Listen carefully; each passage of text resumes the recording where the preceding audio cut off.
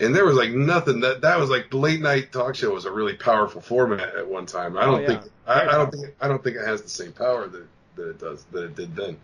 Like I don't think Fallon has the charisma or the star power of Johnny Carson. Do you remember Carson? He had an ashtray on his desk.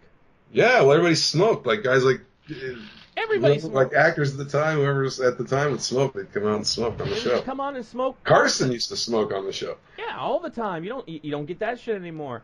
And let me explain why. Because people are going to ask me, Spin, why do you think Carson Daly destroyed MTV? I'm going to tell you why he destroyed MTV. Total Request Live.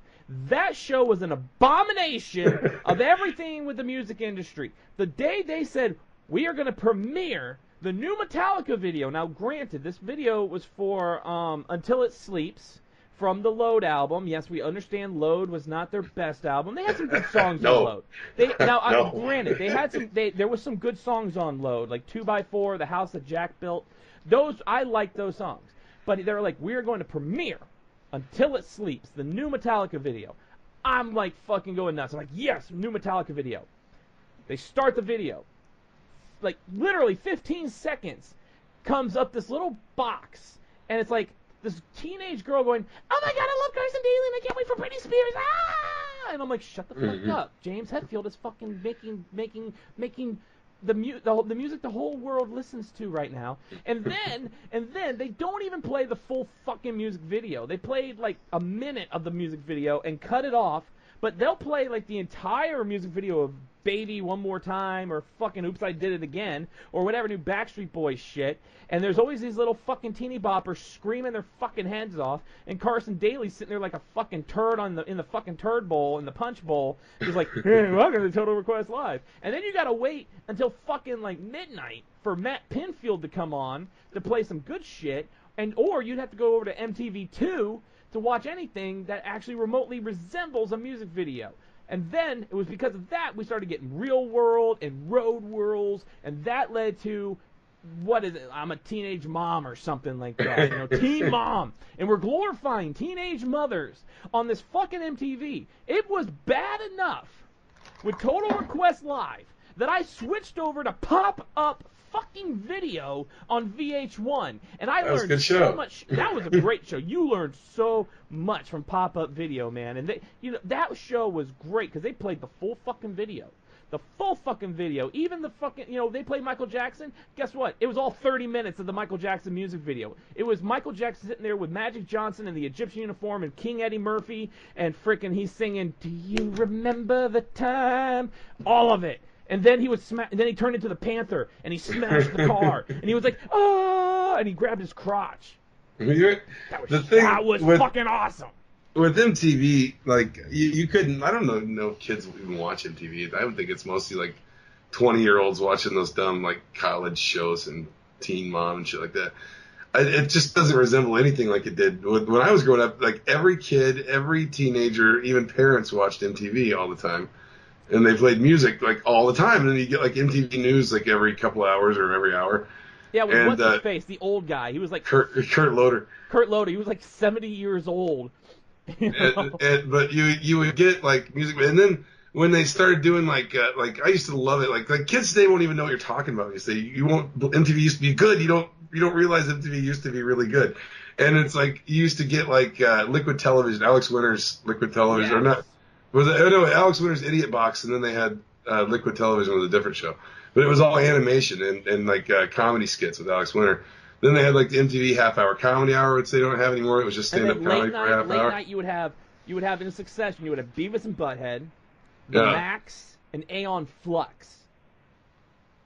Man, there was nothing funnier than the first couple of years of Beavis and Butthead. Oh, God, no. And Beavis and Butthead... What I love about Beavis and Butthead is even though you didn't get the full music video, you got some awesome fucking music videos on that fucking show. And and even when they would play I think they played Blind Melon on there one time. The girl in the bee costume. Yeah. And Beavis and Butthead were like, what? Like, they were like mesmerized. They didn't know what to make of this Blind Melon music video. And there were so many good ones, like the music videos. The one that sticks out of my mind is the dude that was running and he's like on fire. I forget what artist it was, but it was a music video and a guy was running on fire. And Beavis the whole time is just like, fire, fire. I thought the Grim Reaper videos are always funny when they show that guy's face, but it's just like this guy's whole head just sucks. Like that one is funny, and there was one other one is we're out there watching Judas Priest, and it was the like breaking the law or was it? It was breaking the law because they started going, breaking the law. There's like at the end of it, Butthead's like somewhere in it, Butthead says, "See you in hell, Rob Halford." But see, then you would get the Max, based off the Image book, the Max, and it was so like trippy and surreal, like the book comic was, and it was just like you watch the Max, you're like, what the fuck am I watching? And then Aeon Flux, was just this awesome. Yeah, I'd watch that and be like, what the hell is going on? I don't even know what's going on. But you're just sitting there like, it's this big boobed woman fighting things, and it wasn't freaking Charlize Theron later on. And then they came out with Daria, and Daria was okay. Daria was good. It was fine. No Beavis and Butthead, but it was fine. But nowadays, I don't know. Whenever I hear Dire Straits, and they go, "I want my MTV," I cry because I'm like, I can't have my MTV. I cannot have my MTV back. No, I can't. It's gone. It's gone for good. It's like next on music television, Teen Wolf. It's cool. Like that's a generation that just has that thing, and nobody's ever going to experience that again. That time. You remember when the VMAs, the Video Music Awards, it was like now performing at the VMAs, Tom Petty and the Heartbreakers. Man, there was so many fucking through the years. It's ridiculous. Like some of the gun. I remember one time they played just a Guns N' Roses concert from a club. Just played the whole concert live and showed it on TV. They all the big festivals they would show live and broadcast live from, and you'd get to watch the whole thing from your couch. MTV Unplugged, where they would have Nirvana and them play an acoustic. They were playing an acoustic set. Some of the biggest albums of like MTV Unplugged Nirvana was one of the biggest albums of all time. That was a great one too. That was a great one, because you know why I think that one was great? Because you could understand Kurt. Acoustically, you could understand his lyrics, But gotta feel it, man. You feel it. You gotta feel it right here, man. In Bloom, come on, right there. And what was also great about MTV is they would play Weird Al Yankovic videos on MTV. If Weird Al came out with something, I remember watching Amish Paradise on MTV when it came out, and it was this huge thing. Well, there was nothing on it. Speaking of Weird Al, nothing was bigger on MTV than the Thriller video when that came out. The Thriller video. I used to go to my grandma's house. I didn't even have MTV when I was growing up. We lived out in the country growing up, and they couldn't even get cable out there. Wasn't Billie Jean the first video played on MTV? No, it was the first one I think on there was called "Video Killed the Radio Star," which was pretty fitting. I remember Billie Jean was huge. I remember Billie Jean was huge on MTV when that came out. Well, yeah, but when Thriller came out, that video was 13 minutes long or something, really long video, maybe 20 minutes long. Vincent Price was in that video, and it had the Rick Baker zombie makeup and the werewolf thing and it was just an intense video. I was a little kid when it came out, and I remember when we go to my grandma's, I would just sit in front because she was the only person we'd go to her house that had MTV. So I'd go there and put it on TV and just sit and wait for the Thriller video, just because I was so into that, the makeups and the monsters in it and shit. I mean, despite what happened in his personal life and all that scandal, when it came to music and music videos, man, there was no better than Michael Jackson, and Michael Jackson. It was people like Michael Jackson and Madonna and bands like Tom Petty and those guys. They made MTV. Yeah, well, when Michael Jackson moonwalked on TV, that set off like a firestorm across. That literally changed the music. Kind of like the Beatles did. It was a big. He was a worldwide sensation. And it got me thinking, because when you were talking about horror movies and you were talking about that Scandinavian movie. It's like today, like I'll listen to the radio, and I listen to a certain station because I like the morning show on that station. I listen to that. But then when they start playing music, I hear these new rock songs, and I'm just like, what the fuck is this? This isn't rock, And I'm always like, the bands I love to listen to are bands from like Scandinavia or Italy, those type of bands. Nightwish, Lacuna Coil, Hammerfall, all those bands, that have, most of them, like Hammerfall. I love Hammerfall because it's like they're hard rock and the guy sounds like Dio. And I'm sorry, anybody that sounds like Dio is fucking... Dio is a childhood favorite. Since I have an older brother who worshipped Dio. Like, it was his favorite singer of all time. So I heard a lot of Dio growing up, like all of it. And I've always been a big... As a matter of fact, I almost lost. I had to make sure at C2E2, and Spin had your Dio pin. Yeah. I have my commemorative Ronnie James Dio pin on my comic bag, and I had to take it off and put it in the bag so I wouldn't lose it, because I kept dropping pins everywhere. But then, I don't want to lose all these other ones. I don't give a shit. I can't lose my Dio one. No, but then bands like Nightwish,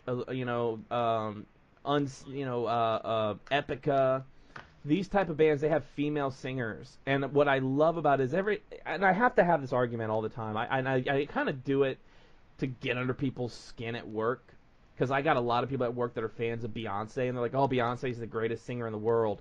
I'm sitting there going, no, why don't you go listen to some of these female front women in some of these rock bands from, Europe, who can hit like 5 octaves.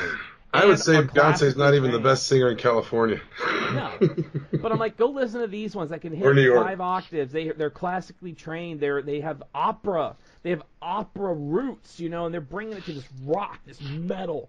And it's just, and these girls that can do the death rattle and do the death metal, sometimes better than the men can. It's so awesome. I fucking love it, man. I'm just like, yeah. And then of course, all of a sudden I'm like, oh look, a K-pop video. Must watch. It's so weird how like terrestrial radio is now, and I say terrestrial radio because there's satellite radio now, which is space radio essentially. But the terrestrial radio, like the regular radio in your car that you listen to, it's so different now. For one thing, there's a ton more commercials. It's just nothing but commercials the whole time. Like, I've been in my car driving just to the other side of town and have not even heard a song. Just switching through every station is that commercial all the way across the dial. But what does surprise me is stuff that when I was a kid, I would never even, when I was a kid, I never even thought I'd hear Motley Crue on the radio. That's how heavy metal and hard rock shit was looked at in the early 80s.